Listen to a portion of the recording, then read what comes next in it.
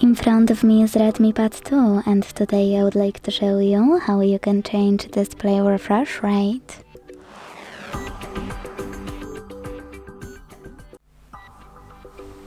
Begin by going into Devices Settings. Now scroll down a tiny bit to click on Display and Brightness. Then scroll down again to choose Refresh Rate and apply Default or Custom. Just click on the chosen one and go back.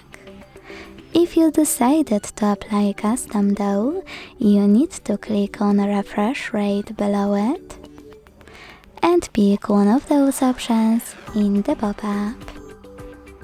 Wherever you decided, when you go back, your changes will be automatically saved. Thanks so much for watching. If you enjoyed this video, don't forget to leave a like, comment and subscribe. Bye!